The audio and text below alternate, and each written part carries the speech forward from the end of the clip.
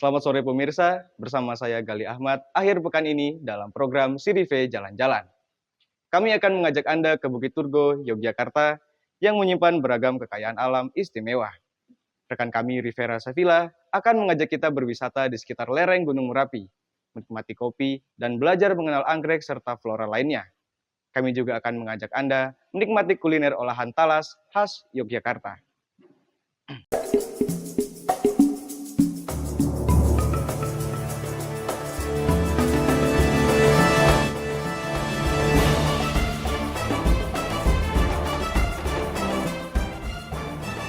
Halo teman-teman, kali ini si Reve udah berada di Desa Turgo. Nah, kali ini Reve mau ngapain ya di Bukit Turgo ini? Ngapain ya kira-kira? Tapi sebelumnya, Reve ini agak ngantuk nih. Saya perlu ngopi banget nih. Nah, di sini ada kopi khas Turgo. Nah, kira-kira apa sih kopi khas Turgonya? Yuk, nanti ikutin terus ya Reve, nanti perjalanannya kayak gimana. Dan episode kali ini pasti seru banget. Oh, ini ada Gojek. Mang, sini, Mang. Sini.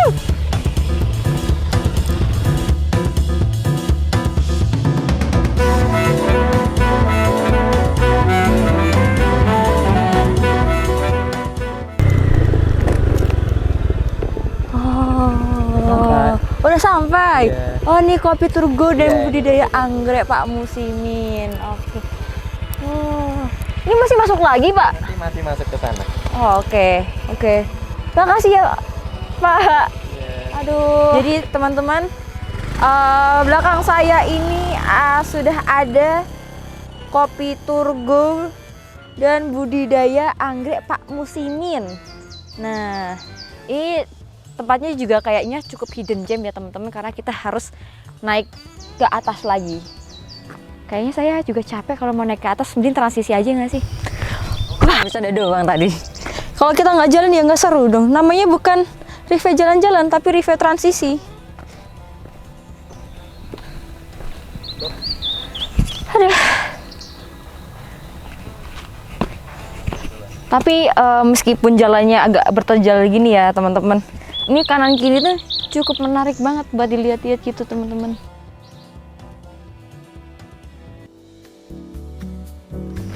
Nah teman-teman, saat ini saya sudah berada di Kopi Turgo milik Pak Musimin. Nah ini tadi sesuai rekomendasi dari masnya ojek tadi. Nah saya juga penasaran sih rasa kopinya kayak gimana, terus ada apa aja biji kopinya. Penasaran nggak sih teman-teman semuanya?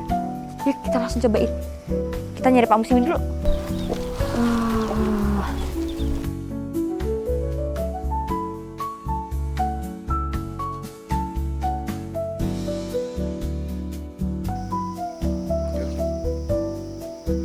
Wah, banyak banget ya Pak kopinya. Iya nih Mbak. Kopi di sini ada berapa jenis Pak?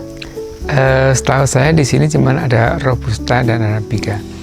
Mungkin ada jenis lain Excelsa tapi nggak terlalu diperhatikan karena terlalu kecil bijinya, produksi cuma sedikit. Pak, ini ada natural proses sama wine itu bedanya apa sih Pak? Wine itu kami fermentasi, jadi bukan pakai bahan tambahan apa-apa, cuman fermentasi dari glukose, jadi mirip aroma wine lah itu. Mungkin saya mau Arabica natural proses yang 360 deh Pak. Oh iya boleh ya. Saya tunggu di sana ya Pak. Iya. Terima kasih Bapak. Ya sama-sama.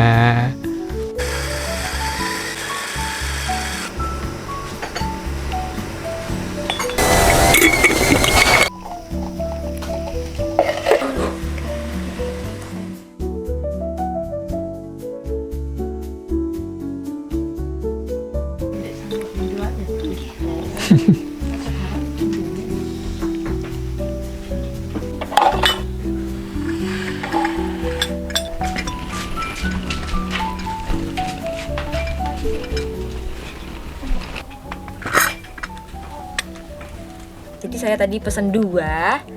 Saya pesen yang tubruk sama yang V60. Nih. Tuh. V60 emang kelihatan lebih clear ya teman-teman. Ini V60 itu Arabicanya lebih asem. Dan coba kita yang tubruk. Ini tanpa perlu diaduk lagi ya Pak?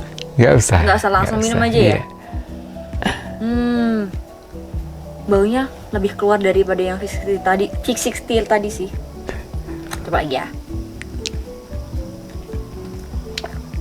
Wah, Bapak sudah lama nggak sih Pak mendirikan warung ini Pak? Sebenarnya terlalu lama juga belum. Saya sejak tahun 2016, mulai tahun 2016 kami mengumpulkan beberapa kopi yang ada di sini, ya semampuan kami lah, karena kami budgetnya cuma dikit. Ini dapat berapa kintal gitu, terus kami proses. Terus dari proses juga dari beliau-beliaunya itu ada proses honey, natural, full wash. Mungkin lama-kelamaan mungkin ada wine atau anaerob gitu. Tadi saya lihat tuh juga ada anggrek Pak. Iya. Itu tuh anggrek apa sih Pak? Ya, sebenarnya kopi ini untuk menopang tujuan kami utama. Tujuan kami utama di sini, kami hidup di hulu lah. Itu bagaimana kita bisa berupaya untuk memberikan manfaat secara umum. Mungkin kami selain menanam berbagai jenis tumbuhan di kebun maupun di hutan negara yang kalau seandainya terjadi sesuatu harus kami tanami. Terus kami juga melestarikan beberapa kekayaan yang ada di Merapi, khususnya orsedase, hoya, decidia, lipstick, menggunakan paku-pakuan, dan kita tambah dengan kopi ini untuk menopang tujuan kami utama, upaya konservasi. Nanti saya boleh lihat Pak ke anggrek-anggreknya itu? Boleh. Oke, boleh. Sebenarnya itu juga suatu nilai tersendiri kalau kita coba berinovasi. Itu suatu jenis Xanthosoma sagittiholea, itu dulu cuman beberapa kilo kami beli untuk kami proses jadi seriping. Terus kemudian lama-kelamaan bisa berkembang menjadi cistik maupun sistik, dan mungkin bisa jadi seperti mie, juga bisa kami buat seperti bakwan entek itu. Wah, itu saya juga ngeliat ada notis ada daun teh Pak. Itu tuh apa sih Pak? Teh apa sih Pak? Kalau teh itu memang kami sebenarnya yang khusus jenis Camellia sinensis itu udah tinggalan kolonial dan dipelihara maupun ditanam simbah-simbah kami zaman dulu. Itu yang spesiesnya Camellia sinensis. Itu kami proses di sini, kami namakan yellow tea atau teh kuning. Jadi diseduh ini selama kurang dari 10 menit itu warnanya akan yellow. Tapi nanti lebih dari 10 menit dia udah gelap. Saya masih mau coba nikmatin kopi lagi. Oh iya, boleh. Biar lebih terang lagi mata saya. Ya, mungkin selain yellow tea kami ada kaskara, itu juga pemanfaatan dari bagian dari kopi juga. Selain dapat menikmati kopi yang berkualitas dengan berbagai metode pengolahan pasca panen, mulai dari natural hingga honey proses, kita juga bisa menikmati minuman jahe dan teh yang tidak kalah nikmat loh teman-teman. Enak sih, sejuk, nyaman tempatnya buat ngecil gitu. Dan sekali kebetulan saya paling suka dengan jahe, karena jahe ini dibikin langsung oleh Ibu Musimin dan itu diproses secara organik ya. Kalau ditanyain soal ini worth it atau enggak sih, pasti worth it. Ini juga ada rasa khas dari kopinya juga nih, pindah ke sini juga sih Pak rasanya. Iya, itu sebenarnya untuk pemula kopi biar sering minum itu nanti kan bisa seperti ingin merasakan kopinya itu. Rasanya menyerupai kopi yang tubruk ini. Tapi kalau emang dibandingin ya mirip-mirip sih rasanya, cuman lebih tetap enak ini sih. Oke. Enak sekali. Wah, apa ini Bu? Nah, ini Mbak mendoannya. Wah, Khas dari kedai sini. wah, Masya Allah, enak sekali. Dan ini ada ceripengkeknya. Wah, apa ini Bu? Nih. Ceriping enting. Iya. Wah, teman-teman, selain tadi ada yellow tea, kopi Arabica, terus ada Cascara, ternyata ini ada ceriping ente. Ini tuh dibuat dari apa sih, Bu? Saya penasaran nih. Itu dari keladi kayak itu lho, Mbak. Jenis talas itu lho, Mbak. Oh. Ini enak banget sih, Bu.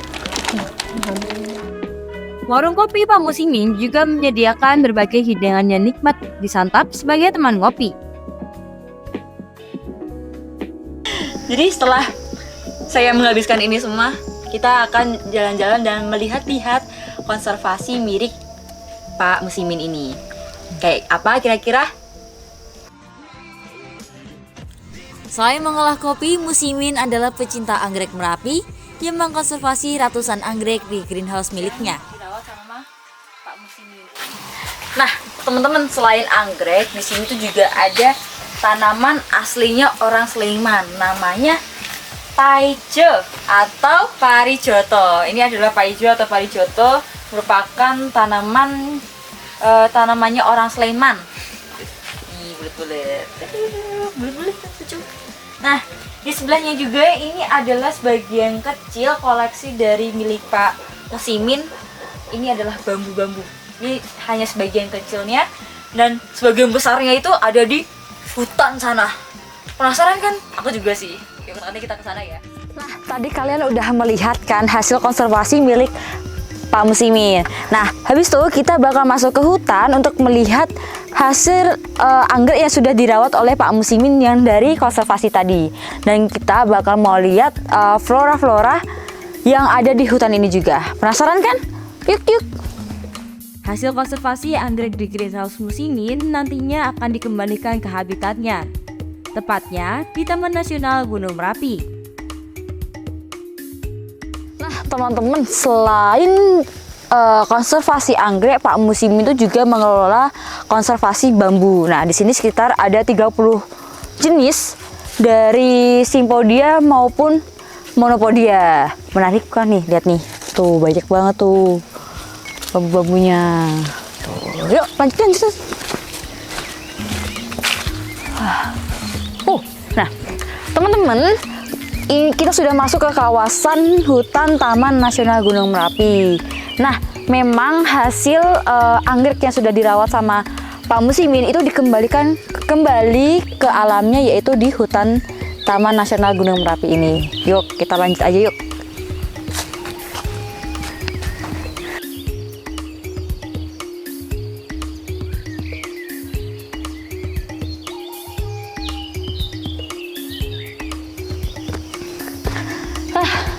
Teman-teman, memang jalan dari Taman Nasional Gunung Merapi ini masih asli, jadi masih terjal, dan pastikan kalian menggunakan sepatu khusus untuk trekking atau sepatu gunung ya, seperti punya saya ini. Yuk kita lanjut.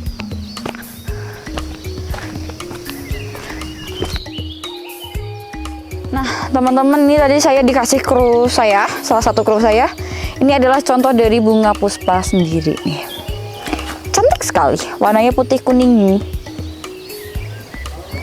Yuk lanjut lagi yuk. Oh, ini masih ada lagi nih. Nih, cantik sekali.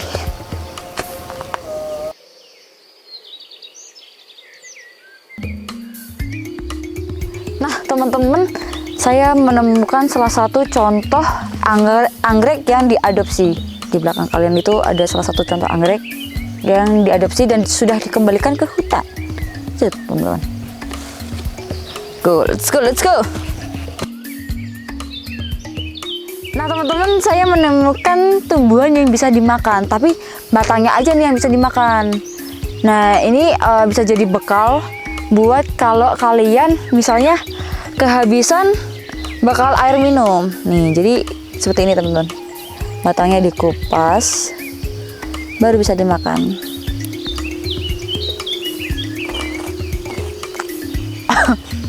Memang rasanya seperti asam, seperti makan lemon. Tapi memang airnya banyak dan cukup melegakan di tenggorokan. Enak.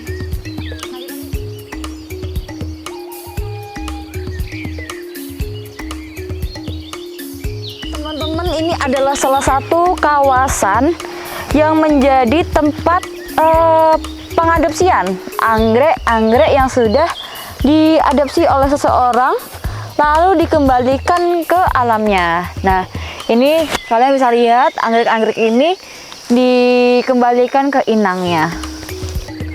Setelah puas melihat yang ijo-ijo ini, saya agak sedikit lapar ya teman-teman.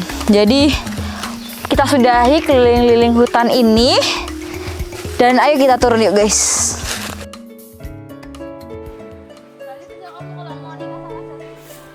Setelah menikmati kopi di warung Pak Musimin dan menyusuri hutan, saatnya mengisi perut sebelum pulang. Warung Icikiwir yang berlokasi di Jalan Pakem Turi, Yogyakarta, jadi pilihan saya nih teman-teman.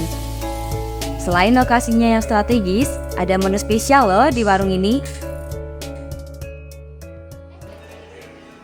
Oke teman-teman, tadi aku udah ambil beberapa menu yang menjadi ciri khas dari warung Icikiwir. Nah, ini ada yang namanya lodeh lompong. Terus sama tadi ini di bawah kerupuk ini yang super gede banget ini ada yang namanya oseng lompong. Nasinya ini tadi aku ambil telur crispy, nasi sama sambal tempe yang juga jadi ciri khas dari Icikiwir. Penasaran banget sih gimana rasanya lompong ini yang bisa jadi ciri khas. Oh, halo Kak. Nah teman-teman, ini ada Mas Gerald yang menjadi pengelola warung Icikiwir ini. Nah, saya mau tanya sih Mas, lompong itu tuh apa sih dan kenapa sih bisa jadi ciri khas dari warung Icikiwir ini? Kenapa sih Mas? Lompong itu adalah berbahan dasar dari batang daun talas. Batang daun talas itu kayak pohon-pohon tumbuhan liar sebenarnya, tapi diolah dulunya sebenarnya ini ada filosofinya. Apa itu? Dulu warga desa pada zaman susah. Nah, dia memanfaatkan bahan-bahan yang ada di sekitarnya itu buat bertahan hidup untuk dimasak dan diolah. Nah, dan lompong ini atau lodeh lompong ini banyak keunikannya. Jadi tidak sembarang yang bisa mengolah lompong. Jadi adalah orang-orang khusus yang bisa mengolah lompong. Chef profesional pun kalau belum tahu cara mengolahnya itu belum bisa mengolah lompong, karena lompong ini bisa menimbulkan rasa gatal kalau salah mengolah. Nah, gitu. Jadi kalau orang yang makan salah mengolah itu dimakan bisa gatal. Nah, jadi bisa merah-merah gitu ya. Nah, tadi saya juga pesen minum namanya wedang Icikiwir. Nah, wedang ini tuh termasuknya menu yang paling khas di sini selain lodeh lompong sama oseng lompong ini. Kita langsung aja nyobain makanannya karena kita udah lapar. Karena tadi kan kita habis dari Taman Merapi tuh ya. Tadi seru nggak sih teman-teman? Kalau aku sih seru ya. Dia mau nyobain lodeh lompongnya ini. Nih ya. Ini nasi sama lompongnya. Tekstur dari lompongnya sendiri itu tuh lembut. Terus ini karena mungkin dimasak sama lodeh, jadi gurih sama pedesnya kerasa banget. Dan ini enak tau teman-teman. Sekarang kita nyoba perpaduan nasi sama telurnya. Sambal tempenya, sorry. Ini ya.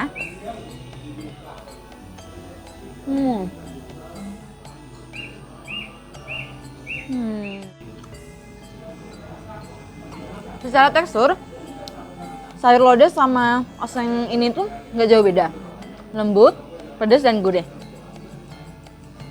Cuman kalau yang di oseng ini mungkin kalau dari saya tuh sedikit lebih manis daripada yang lodeh. Oke teman-teman, saya udah kenyang banget. Perut saya udah mulai terisi tadi setelah habis main-main dari Taman Nasional Gunung Merapi. Nah, setelah ini kita mau melakukan aktivitas yang seru, yaitu skuter di warung Icikiwir ini. Nah, skuternya itu nanti mengelilingi desa. Warung Icikiwir jadi pelopor warung yang menyediakan fasilitas skuter dengan rute keliling desa loh teman-teman. Nah teman-teman, teman-teman, skuter ini merupakan salah satu fasilitas dari warung Icikiwir. Kalian cukup merogoh kocek 15.000 untuk 15 menitnya. Menurut keterangan pengelola warung, Dera menjelaskan warung Icikiwir jadi pelopor warung yang menyediakan fasilitas skuter.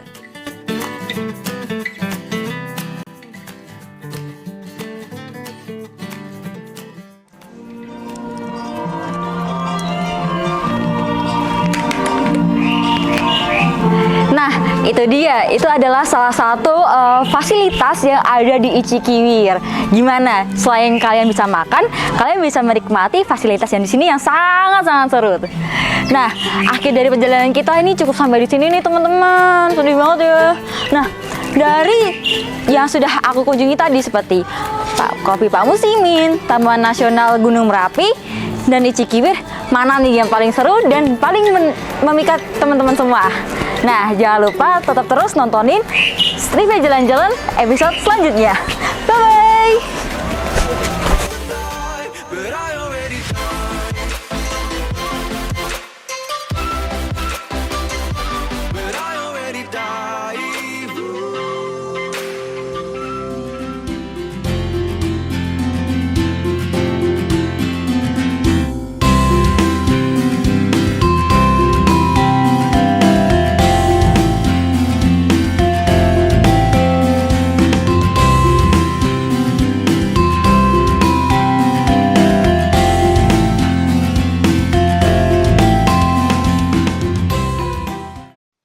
Pemirsa, informasi tadi sekaligus menutup perjumpaan kita pada sore ini. Saya Gali Ahmad, beserta kru yang bertugas pamit undur diri. Sampai jumpa dan selamat berakhir pekan.